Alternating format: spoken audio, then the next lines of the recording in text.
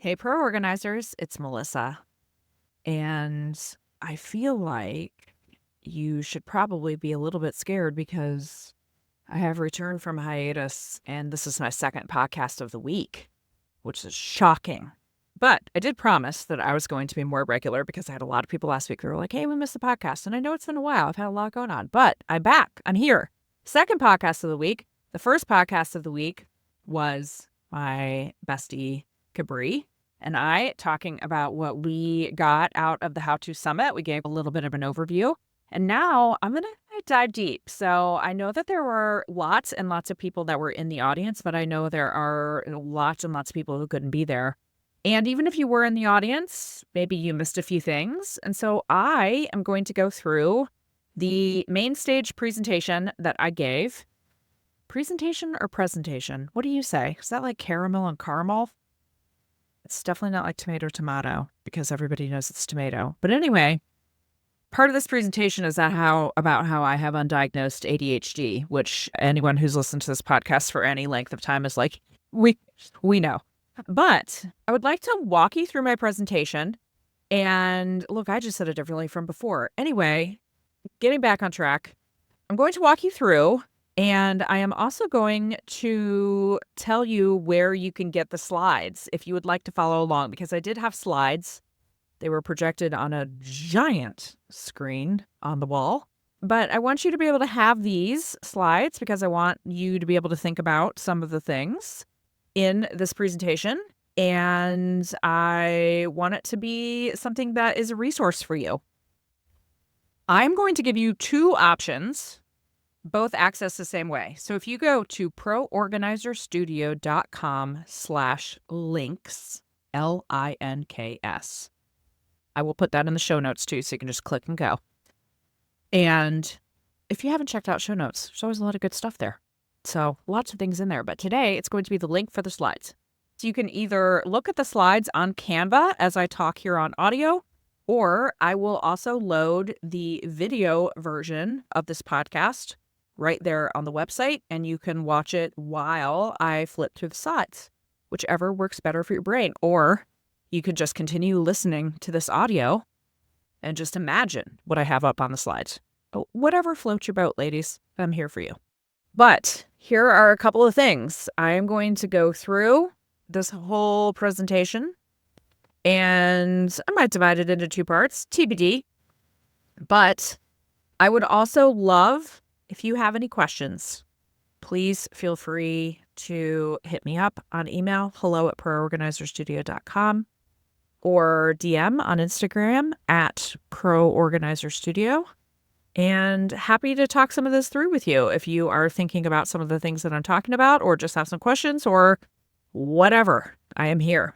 So I'm going to get started. And the title of my presentation is The 7 Things That 233 Podcast Episodes Taught Me About Organizing. Here's what I didn't say on the main stage. If you are an avid podcast listener, you may be, in fact, hitting play on this podcast and you're like, hey, this says 229 or whatever. Yeah, I had some podcasts that were not like numbered. We had some bonus episodes.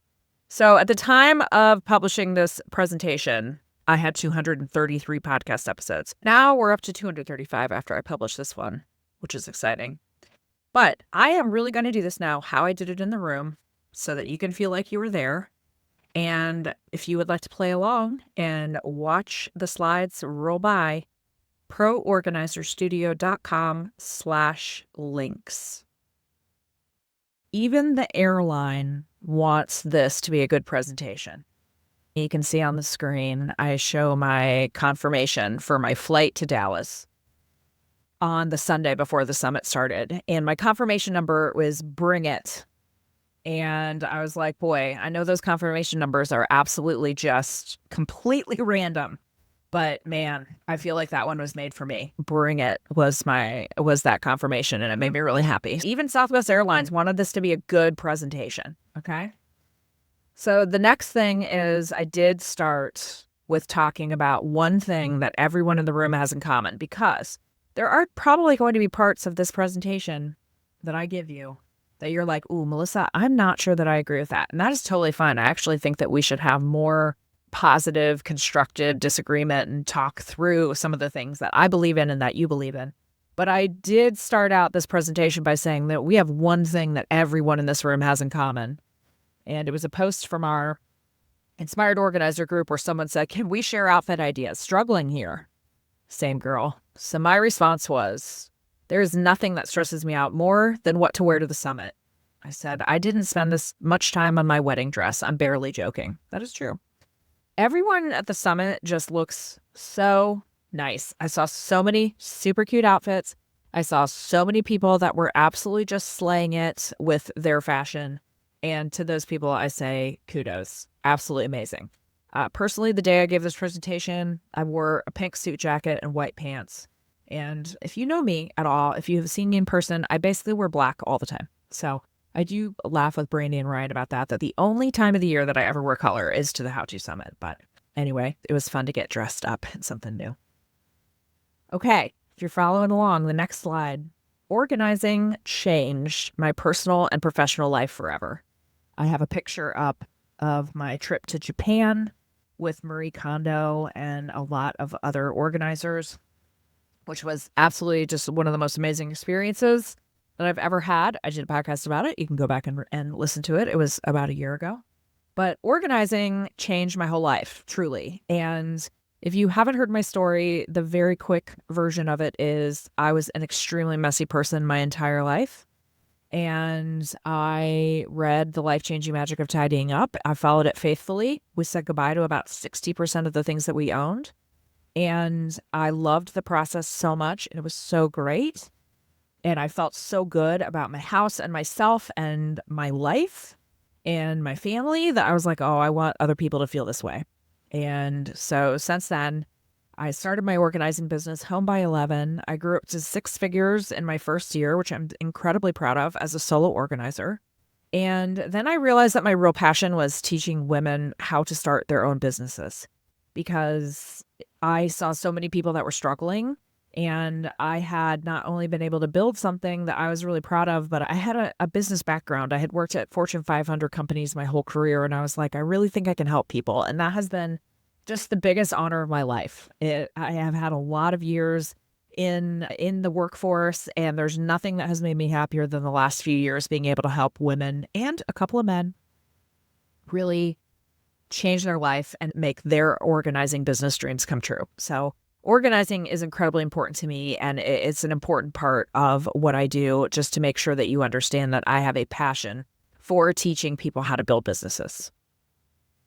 So I say these are the 7 things that 233 podcast episodes taught me about organizing, but that's not really true.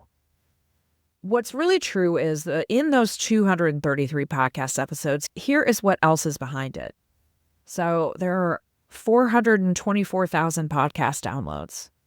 Between my 2 major programs, Inspired Organizer and Organizing Essentials, I have coached 1,794 organizers on 5 continents. And a lot of those people have been really personal reach outs. So for instance, we have 2 Zooms a month that I talk to people and I listen to what's going on. I have coached these women and a couple of men and have really gotten a pulse on what is happening in the organizing world. And that's on 5 continents. 647 organizing client invoices as a solo organizer. So people have paid me 647 times. And I'm really proud of that too. That's a lot of clients. It's a lot of lives that I've been able to help. And staying solo by choice is something that has been important to me, and it's been good for me. I know it's not for everyone, but it works for me, which I love. And then the last thing that I did include is I've done, according to Mile IQ, which is an amazing app that you need, I've done 66,177 miles of driving to and from clients.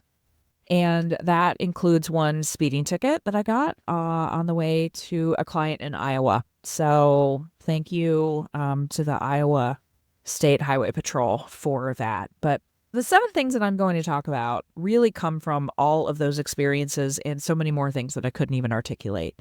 The reason that I'm telling you this, and the reason I told the How To Summit audience this, is because I really think it's important for you to know if you're asking someone for advice, if you're looking for coaching, if you are trying to find someone to give you advice on your business, I want you to know what their credentials are. And I want you to know that they are someone who has the ability and the skills to help you, because it's really easy to be a coach now. And I want you to make sure that you have all the information about someone before you pay them to give you advice in your business. All right. I want women entrepreneurs to succeed. That is all that I want in my pro organizing studio business.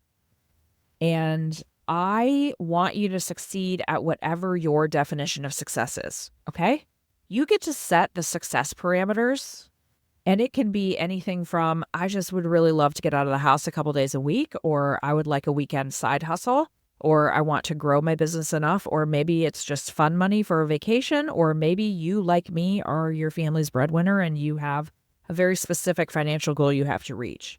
You get to make the parameters of what you define as success, but I really want you to make money in your business. I want you to be able to reach financial goals that maybe you couldn't have imagined before, but I want women to make money in their businesses. I also want to remind you that you are an entrepreneur. So on this slide, I say you're an entrepreneur and there's an asterisk, and it said, if one person pays you for organizing, congratulations, you're an entrepreneur. I think that there's this idea that you're not an entrepreneur unless you reach a certain amount of money, or, you have to have a team, or you have to make it your full-time job. I don't care about any of that. You are an entrepreneur if you're just even thinking about starting a business, okay? I want you to refer to yourself that way. I want you to think of yourself that way, because that is going to help you get past some of those confidence blocks. You are an entrepreneur. Okay, so let's start getting into the 7 things that I have learned. The first one is you get to have the business that you choose. So maybe you say, I really want a team. I want a big team, and I don't want to be in client houses. I, on the flip side, have chosen to be solo by choice for all the years of my business. That works for me. I totally recognize it doesn't work for everyone. You get to decide whether you want hourly pricing or packages. There are people who can go on both sides of that argument all day long. It doesn't matter to me. What I do want you to do is get paid for what you do. So whether it's hourly or whether it's packages, I just want to make sure that you're getting paid. You might want to work side by side with a client and really get into the decluttering, or you might say, I'd rather not see the client ever. One of my favorite things that happened at the summit is I was at the hotel and I was talking to someone that I had just met. Her name is Tracy McCubbin, and she was a wonderful presenter at the summit. And Tracy said, my favorite client is a dead client. So she just would prefer that she does some house cleanouts and that the client is not there to give an opinion. So you can do that too. She also told me that I could use that phrase as long as I gave her credit. So here I am, Tracy. It's all you. Made me laugh for days. You might say, hey, I'm doing 6-hour sessions max. Personally, I've stayed in clients' houses until after midnight because that's what the job required. It really doesn't matter. There are some organizers I know that really want you to lock up your animals while you are organizing. On the flip side, I regularly have clients who drop the dogs at my house and we take care of them while they're on vacation because we love dogs. The picture, if you are not following along to the slides, it's a picture of my client's dog who decided that his most comfortable place was my head on my bed. But you can decide that's a boundary that you don't want to cross, but for me it works. My client was thrilled. And by the way, the client whose dog I watched, happily, because they had an emergency and they couldn't find anyone to watch their dog, she paid me $13,189 last year. I'm going to do her a favor and keep her very cute dog at my house for a week. No problem. It does not matter what other organizers do. It doesn't matter if you've just listened to me talk about a couple of things that I do and go, she is insane. Why does she do that? That's totally fine. I only care about you meeting the goals that you have set for your business. So the choices you make in your business about how you run things, how you structure things, how you do things, those are all your choices to make. And the only measure of success for those choices is, are you meeting the goals that you've set for your business? Now, what I will tell you is, if you're not meeting those goals, then you might have to adjust some of the things that you're doing. I will tell you that I regularly have people come to me and they say, I really want to be an organizer. And I'll go, okay, cool. Why? And they'll say, they really want a flexible schedule. Okay, great. It does offer you a flexible schedule depending on what your definition of the word flexible is. And so then these same people will say, and this is legitimately verbatim, I have heard this on many occasions. I only want to work 2 days a week, but I need to make 6 figures. And I just say, we're going to have to make some adjustments to those goals because that might not work, that you might not align with reality versus your goals. Okay. You're allowed to make every single decision in your business, but you also, as an entrepreneur, sometimes have to pivot and make some different decisions and adjust and maybe let go of some of your absolute non-negotiables. Or maybe the non-negotiable is actually negotiable. Maybe you say, oh, I really thought this was the way to go. I really thought I would die in that hill, but in fact, I've determined I don't even want to climb the hill. So just remember, you get to make the choices in your business. And you getting to make the choices in your business also means that you do not have to look at other people's businesses and say, what are they doing? What are they doing? And then change everything that's happening in your business. We'll talk about that in a little bit too. Okay. Item number 2 that I have learned, perfectionism is ruining your business. So the graphic that I'm showing right now is a woman saying, hold on, let me overthink this. Organizers in general are really good at overthinking things. We like to analyze every single possible angle that something could possibly come from. And what I see more than anything in the work that I do is that people who are seeking perfectionism sometimes never launch their business. There was a woman that I coached very early in my time as a business coach, and she had a completed website for 1 year. And she said, I can't press publish because it's not perfect yet. This was a professionally done website. It had been done by a really good web designer. It was beautiful, but she had determined it wasn't perfect, and therefore she had not clicked publish for 1 year. And I just said to her, do you know how many families you could have helped in that 1 year? The paralysis around not publishing your website because it is, quote, not perfect, means there is revenue that you have missed out on as a business person. It means that there are lots of families that you would have been amazing to help in their houses that never got a chance to know you. So overthinking and perfectionism is ruining organizing businesses. The graphic that's on the screen says perfection is actually procrastination in disguise. Perfectionism allows us to say, oh, no, it's not right yet. I can't put it out there. Nope, it's not right yet.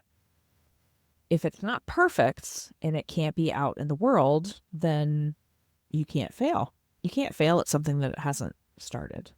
I have a lot of people who say, oh, I'd really like to offer moving services. By the way, if you're not offering moving services, packing and unpacking, you're missing out on thousands of dollars of revenue. I hear people say to me, oh, no, I can't do that because I don't know how to do it. How would you actually do it? You just do it. It's just like organizing something else. You're just organizing things into a box with padding in between them. What I see a lot is someone I need to learn the 75 steps in order to be able to feel good about that happening. And then they're never able to really quite get that entire list down. And so they never do the thing. They never launch the thing. They never put their business out. I don't have the perfect business name. Perfectionism is procrastination. Here's what I ask people if they're struggling with perfectionism. First one is, how will you know that you have achieved the perfect fill in the blank? What does the, quote, perfect website look like? What does the perfect business process look like? Guess what? You don't need a business process if you don't have any clients. I just want you to go out and get some clients, and then you can figure out a lot about your business processes when you actually have clients to serve. So who is going to tell you, yep, it's finally perfect, okay? There's no line out there that says, okay, cool, you're done. The line for perfection keeps moving. And if the line's already always moving, you're never going to reach it. The second thing is, who defines what perfect is? Is it you? Is it me? Is it someone arbitrary? There is no one that defines what perfect is. This is a construction of your own brain. So stop saying it's not perfect because that word doesn't even make sense. There's no definition of that word for the businesses that we run that makes sense. The third thing that I want to talk about in regards to perfectionism is what is actually important to your clients or your potential clients. I have news for you. It isn't the perfect logo. I'm sure there are a lot of branding people that will not like what I'm about to say. But I am 99% sure if you asked most of my clients, almost none of them could tell you what the name of my organizing business is. They could not tell you that my business name is Home by 11. They just know me. They know what I do. And so spending time cycling on the perfect business name, the perfect logo, all of that, what is actually important to your clients? It's not that. I promise you, it isn't. One of the questions I want you to ask yourself when you're struggling with some of those perfectionism moments, is this a revenue producing activity? There was an organizer that I know that was very frustrated by the outcome of a piece of branded merchandise. It was something that she had put her company's logo on and she didn't like it. And she was spending so much time worrying about how this merchandise looked with her logo on it. And I just said, does anybody care about, do your clients care that the shirt isn't the right color? They don't. They just don't. So is this a revenue producing activity that you are struggling with the perfectionism on? I guarantee in most cases it is not. I do want you to concentrate on revenue producing activities. And I do want your properties to be great, but don't let them being perfect get in the way of getting them out there entirely. This is a little bonus that I didn't talk about in my presentation, but I had a discussion with someone today about it. There's a concept called MVP, minimum viable product. And in an organizing business, minimum viable product is pretty low ceiling. There's not a lot that we need in our business to actually get the business off the ground. You can have an organizing business by just telling people, hey, I'm a professional organizer. Oh, yeah, I would love to come to your closet. Think about minimum viable product the next time perfectionism strikes. And I guarantee that you can go, oh, this is fine. Is your website perfect? No. Can it be tweaked after you launch it? Absolutely. Do I want you to get that website out there so that you can start getting the tentacles of the internet finding you and crawling your website and introducing your website to people in your area that need organizing? Yes. Hit publish on your website. You can tweak it after it's published. Stop letting perfectionism ruin your business. Okay, the third thing, setting or fixing your digital foundation is the most important thing you can do in your business. Last year at the How To Summit, I talked about the key parts of your digital foundation.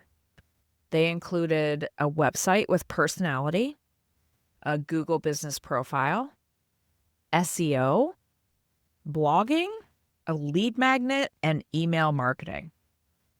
Now, lots of people told me that they loved my presentation and that I had so many actionable items. And unfortunately, my guess is that a lot of people left and maybe didn't do that foundational work, which I understand. It's overwhelming. There are so many things to do. But these 6 things, website, Google business profile, SEO, blogging, lead magnet, and email marketing, notice nowhere on that list is social media. And we're going to talk about social media in a little bit. But these are the keys that you need to be doing in your business. And if you are not, I need you to stop and evaluate what you have going on. If you are following along on the screen, there is a series of hurdles on a running track. And I want you to think about all of those 6 things, and I want you to check it through the lens of a disorganized client. Our clients are coming to us usually at a crisis moment, okay? I cannot count the number of times that I've gotten an email and the person sounds so desperate. And you know that they have hit my website in a crisis moment. They're frustrated with their spouse. They're frustrated with their kids. They're frustrated with all the clutter. They're frustrated with the paper, all the things. And they're like, forget it. I need help with this. Now, what you do not want them to do is land on your website and then there are 75 hoops for them to jump through. I look at hundreds, if not thousands, of websites a year. And I can tell you there are so many times that I see people who have a contact form that has 20 required questions and that it makes it very hard to get in touch with them. I want you to think about how you can make it as easy as humanly possible for a potential client to get in touch with you. Please don't think about your processes. Please don't think about, oh my gosh, I need to get them into my CRM and blah, blah, blah. Figure that out on the back end. Make it easy for that client to contact you. Get your phone number and your email hyperlinked on your contact page. Let them bypass a contact altogether. Give people options. You might want them to go ahead and hit your Calendly for scheduling a consult. Guess what? Some people don't love that technology. Give them ways to get in touch with you that's simple. But please do not make it difficult for that client to get in contact with you. Ask yourself, if you think that your website may be a little too complex, I want you to find a friend who has a very chaotic life and be like, hey, go to my website and tell me how easy it is to figure out what you're supposed to do. Let that person tell you, oh, it's way too hard. Here's another thing that I'm going to tell you. On your contact page, I see this all the time. People are like, how'd you hear about us? Google, another client, referral, what? Please don't ask that question on your contact page. Ask them that when you get them to the consultation or at your first session. Hey, how'd you hear about me? It's important information and I want you to know that, but please do not make it a barrier for potential clients to get in touch with you.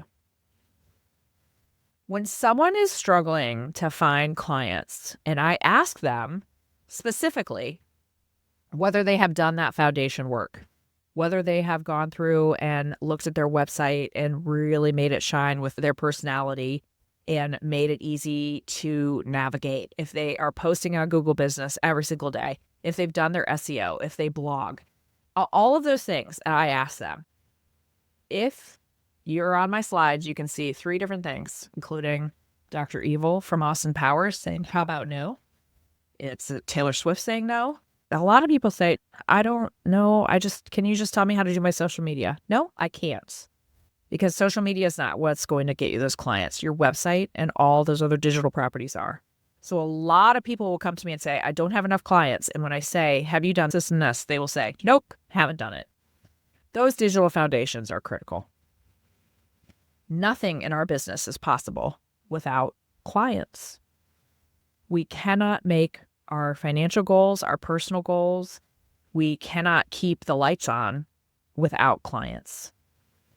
And the easiest way to get clients is a solid digital foundation. There are lots of other things that I am going to also tell you how to do. If you are in my program, if I am coaching you, you are going to hear other things too. I think networking is important. I think referrals are important. I think testimonials are important, but you need that digital foundation to start those clients coming through. Okay, I've given you a lot. I'm going to break this into 2 segments. You're going to get them back to back, don't worry. But I am going to stop here because I do want to talk about something that we have going on. We talked about it briefly on the last podcast. Cabri and I are doing this together. It's called Boss October, and we are walking people through all of the education that we have. And if you are interested, if your business needs a reset, if you need a reset, our goal is that we do this starting in October so that when 2026 comes around, January 1st, you are ready to go, hit the ground running. We want you to have positive business impact starting October 1st. If you're interested, please go to proorganizerstudio.com/links. If you hit the show notes, you will be able to find that as well. And I will be happy to send you more information about what we're doing. So if you need that in your life, I would love to be your guide for Boss October. And if you'd like to know what Boss October is, there is a podcast. I don't know what number it is. I should know that, but I'll put it in the show notes. But a client of mine came up with this concept where she does all of the things that she's been putting off in the month of October.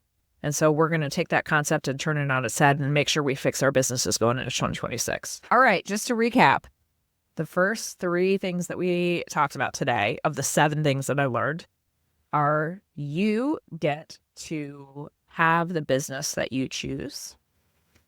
Perfectionism is ruining your business. And setting or fixing your digital foundation is the most important thing that you could do. Those are the 3 things that I want you to think about. And then I'll be back tomorrow with the rest. Bye, organizers.